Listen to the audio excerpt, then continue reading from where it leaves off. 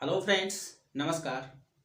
आप लोग इस वैकेंसी का इंतज़ार कर रहे थे, उसी वैकेंसी के बारे में हम लोग आज चर्चा करने वाले हैं, आप लोगों के सामने डिस्कस करने वाले हैं। तो नमस्कार, आप लोगों के इस यूट्यूब चैनल पर बहुत बहुत स्वागत है स्मार्ट स्टडी सॉल्यूशन पर।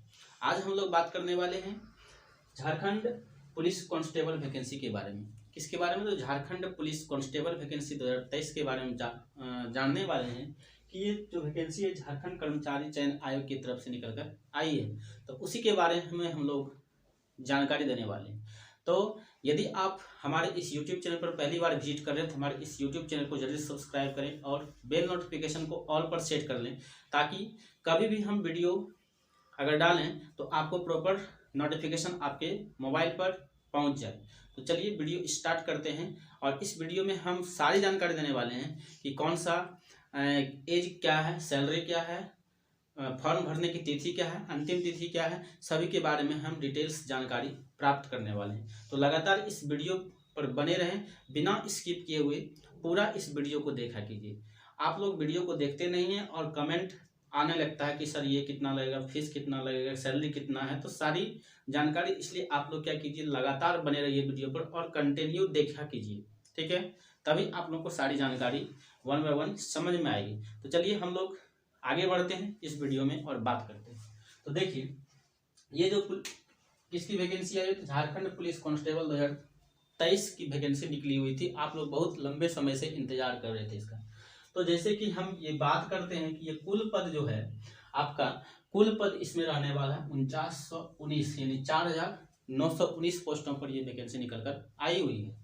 अगर इसमें हम सबसे पहले बात करें कि इसमें परीक्षा शुल्क कितना लगने वाला है, तो परीक्षा शुल्क प्यारे साथियों आप लोग को जो लगने वाला, जनरल, ओबीसी, ईडब्ल्यूएस को सभी को आपको 100 रुपीज लगने वाला, यानी 100 रुपीज का चार्ज है।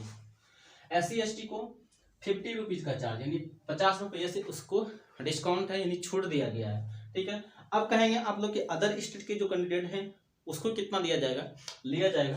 तो प्यारे साथियों आप जान सकते हैं कि अदर स्टेट के जो कैंडिडेट हैं उसको भी आपको 100 रुपया का ही चार्ज आपसे किया गया है। आगे बात करते हैं कि योग्यता इसमें क्या रहने वाली है। तो ये जो वैकेंसी है आपकी 10वीं पास अगर हैं तो आप इस वैकेंसी के लिए एलिजिबल हैं, इस पोस्ट के लिए एलिजिबल हैं, कांस्टेबल पोस्ट के लिए, ठीक है।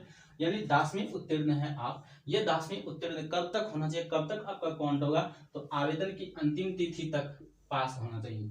यानी जो आवेदन की अंतिम तिथि है उस तिथि तक आपको पास हो जाना चाहिए, यानी आपके पास हाथ में सर्टिफिकेट आ जाना चाहिए। तो अब आवेदन की अंतिम तिथि भी जानेंगे।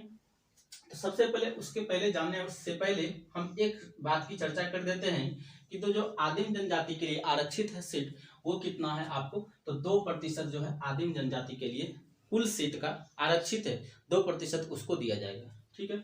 आगे हम यदि सैलरी की बात करते हैं तो सैलरी जो है लेवल 3 के अनुसार सैलरी आपको दिया जाएगा। ये सैलरी जो आपको मिलने वाला 21,700 से लेकर 69,100 तक आपको सैलरी देखने को मिलने वाला है। लेकिन अगर इसी में हम स्टार्टिंग सैलरी की बात करें तो स्टार्टिंग सैलरी जो है आपको लगभग 35,000 के आसपास आपको मिलने वाला है, यानी सब टोटल अलाउंस जोड़ के इसमें आपको 35,000 तक आपको मिल सकता है, ठीक है। वीडियो जो है थोड़ा सा लंबा हो सकता है, उसके लिए माफ़ी मांगेंगे, लेकिन आप वीडियो को पूरा देखें तभी आपको ज़्यादा समझ में आ जाएगा। यदि एज की हम बात करें तो एज जो आपका होना चाहिए 18 वर्ष होना चाहिए। कितना होना चाहिए? 18 वर्ष। वो जो अकॉर्डिंग है, यानी न्यूनतम 1/8/2023 के अनुसार और 1/8/2019 के अनुसार अधिकतम होना चाहिए, इसके अकॉर्डिंग आपका एज लिया जाएगा। लेकिन वहीं अगर जनरल, ईडब्ल्यूएस और अदर स्टेट की बात करें तो उसके लिए जो दिया गया है 25 वर्ष, ठीक है, 25 वर्ष, और ईबीसी के लिए 27 वर्ष। यानी जनरल, अदर स्टेट जो भी हैं, ईडब्ल्यूएस, वो सारे आपको 25 वर्ष दिए जाएंगे और ईबीसी के लिए 27 वर्ष दिया जाएगा। ये किसके लिए? तो पुरुष के लिए सिर्फ है, यानी पुरुष के लिए, पुरुष वर्गों के लिए दिया गया है। आगे यदि हम महिला की बात करें तो जनरल, ईडब्ल्यूएस, अगर ईबीसी हैं आप 28 वर्ष का इसमें एज रिलैक्सेशन दिया गया है, और SC ST है तो 30 वर्ष तक के कैंडिडेट इसमें अप्लाई कर सकते हैं इस फॉर्म को। अगर वेबसाइट की बात करते हैं, आप रेगुलर इस वेबसाइट पर विजिट कर सकते हैं। इसी पर आपको सभी चीज़ की जानकारी दी जाएगी, एडमिट कार्ड से रिलेटेड, रिजल्ट के रिलेटेड, ये सभी जानकारी इस पर दिया जाएगी। www JSSC.nic.in, यानी इस वेबसाइट पर आपको सारी जानकारी हमेशा इसी पर आएगी।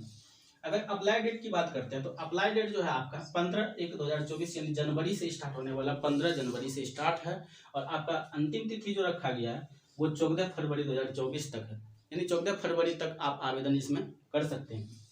आगे हम इसमें एक मेन बड़ी बात है कि करेक्शन डेट भी दिया गया है। यदि आपका फॉर्म में कहीं कोई गलती आ जाती है, एरर आ जाता है, तो आप उसको सुधार कर सकते हैं। कब? तो 20/2/2024 से लेकर 22/2/2024 तक आप फॉर्म में करेक्शन कर सकते हैं अगर आपका कोई गलती हो गया है।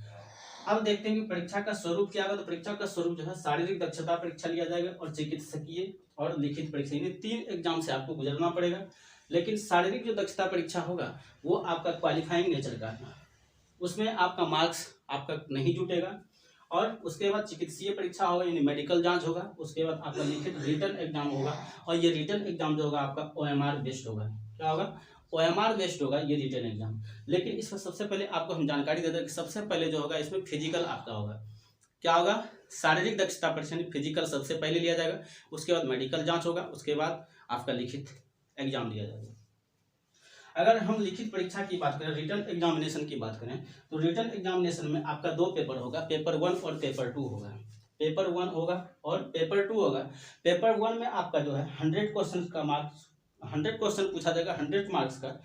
और इसमें क्या है, भाषा आपको चुनना है, कौन सी भाषा में, हिंदी, इंग्लिश, बांग्ला जो भी है वो आप नोटिफिकेशन में देख सकते हैं। नोटिफिकेशन हम वीडियो के डिस्क्रिप्शन में डाल दिया जाएगा, PDF वहाँ से डाउनलोड करके आप उसको नोटिफिकेशन को अच्छे से रीड करेंगे तभी आपको समझ में आएगा। तो यहाँ हम मोटा मोटी बता देते हैं कि आपको भाषा का चुनाव करना होगा। जो भी भाषा में आप अपने एग्जाम को देना चाहते हैं उस भाषा का आपको लैंग्वेज एक चुनाव करना होगा, सिलेक्शन करना होगा, तभी जाके आप उसमें। लेकिन वो जो अगर चुनेंगे आप जिस भी भाषा का, तो वो आपको 30% न्यूनतम मार्क्स है। यदि आप 30% लाते हैं तभी पास माना जाएगा। लेकिन 30 से ये नहीं है कि 30 ही हमको लाना, लेकिन 30 से आप हमेशा चाहिए कि ज़्यादा लाना पड़ेगा, क्योंकि उसका मार्क्स भी आपको मेरिट में जुटेगा। इसलिए आप लोग ध्यान में रखेंगे 30 से ऊपर जितना ला सकते हैं। लेकिन अगर 30 से आप नीचे लाते हैं तो आपका वहीं डिस्क्वालीफाई हो जाएंगे। ठीक है। अगर आगे पेपर 2 की बात करते हैं तो पेपर 2 में भाग क और भाग ख 2 पेपर होगा। भाग क में आपका हिंदी से प्रश्न होंगे 50 अंक के। क्या होंगे? हिंदी से प्रश्न होंगे 50 अंक के। और भाग ख में आपका GS से, जनरल साइंस से पूछा जाएगा 25 अंक का, और न्यूमेरिकल एबिलिटी का 25 क्वेश्चन पूछा जाएगा, यानी 50 क्वेश्चन इधर होंगे और 50 क्वेश्चन इधर, तो यानी टोटल कितना? 100 क्वेश्चन। 100 क्वेश्चन पेपर 2 का और 100 क्वेश्चन पेपर 1 का आपका पूछा जाएगा। दोनों मिला के 200 का मार्क्स आपका रहेगा एग्जामिनेशन में। ठीक है। अब जो मेरिट बनेगा, आपका मेरिट कैसे बनेगा? तो ये जो पेपर 1 और पेपर 2, इस दोनों के मार्क्स को जोड़ करके आपका मेरिट बनाया जाएगा। ठीक है। लेकिन आपका जो फिजिकल होगा उसमें सिर्फ आपको क्वालिफाइंग नेचर का रहेगा, उसका मार्क्स आपको मेरिट में नहीं देखने को मिलेगा, नहीं जुटेगा। अब देख लेते कि जो फिजिकल होगा, रनिंग करना है, तो वो कितना करना है।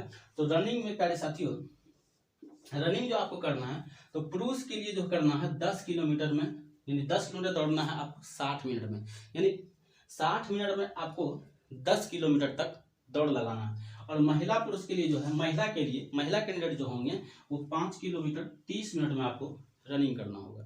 ठीक है। ये आप दौड़ से रिलेटेड समझ गए। अब आगे बात करते हैं शारीरिक माप क्या होना चाहिए, वो उसकी चर्चा हम करते हैं। शारीरिक माप में इधर आरक्षित कोटि है, ऊंचाई सेंटीमीटर में दिया है, सीना सेंटीमीटर में दिया है। यानी अगर जनरल हैं आप कैंडिडेट, अदर स्टेट के हैं या EWS के कैंडिडेट हैं, तो आपको जो है 160 सेंटीमीटर की हाइट चाहिए, तभी आप इस फॉर्म के लिए एलिजिबल होंगे झारखंड कांस्टेबल पुलिस के लिए। ठीक है। अगर सीना की बात करें तो न्यूनतम 81 सेंटीमीटर का आपको होना चाहिए। SC ST की कैंडिडेट की बात करें तो 155 सेंटीमीटर की हाइट होनी चाहिए और 79 सेंटीमीटर का आपको सीना चाहिए। अब EBC BC1 जिसमें BC2 आते हैं, EBC यानी OBC जिसको बोलते हैं, उसमें BC1 BC2 टॉप कैटेगरी के होते हैं, उसमें आपको 160 सेंटीमीटर और 81 सेंटीमीटर आपको सीना चाहिए। महिला के लिए जो हाइट चाहिए वो 148 सेंटीमीटर है, आप तो भर सकते हैं। लेकिन अगर उसको सीना के बात करें तो सीना से उसको छूट दिया गया है, यानी सीना उसकी माप नहीं होगी महिलाओं के लिए। ठीक है। ये सारी जानकारी इसमें थी। अब कोई भी डाउट इससे अगर रिलेटेड है तो वो आप कमेंट सेक्शन में पूछ सकते हैं, हम उसका रिप्लाई करने का कोशिश करेंगे। हम उम्मीद करते हैं कि आप लोगों को ये सारा चीज़ जो जानकारी दिए वो सारी जानकारी आपको समझ में अच्छी तरीके से आया होगा। यदि कोई भी डाउट है तो आप कमेंट सेक्शन में डालें और अपने पीडीएफ को जो हम वीडियो के डिस्क्रिप्शन में डालेंगे वो पीडीएफ को आपको रीड करना है लैंग्वेज चुनाव करने के लिए, और कहाँ कौन सा सीट है कितना, सभी जिला का अलग अलग सीट दिया गया है कि आप कौन कौन से जिला हैं, सभी जिलाओं से उनमें अलग अलग सीट का बंटवारा कर दिया गया, यहाँ इतना सीट है वहाँ इतना सीट है, वो आप पीडीएफ को अच्छी तरीके से रीड करेंगे। ठीक है, तो पीडीएफ आपके वीडियो के डिस्क्रिप्शन में दिया जाएगा। वीडियो के डिस्क्रिप्शन में टेलीग्राम लिंक है, टेलीग्राम लिंक को ज्वाइन करके आप पीडीएफ को प्राप्त कर सकते हैं। तो उम्मीद करते हैं ये सारी वीडियो में जो भी जानकारी दी गई है आप लोगों को अच्छी लगी होगी। यदि हमारे वीडियो अच्छा लगता है हमारा तो हमें सपोर्ट करें और दोस्तों के पास ये वीडियो को शेयर करें, लाइक करें और हमारे चैनल को भी सब्सक्राइब कर लें और बेल नोटिफिकेशन को ऑल पे सेट कर लें ताकि कभी भी नोटिफिकेशन आपसे रुके ना। ठीक है, तो मिलते हैं एक अगली नई वीडियो में, तब तक के लिए धन्यवाद।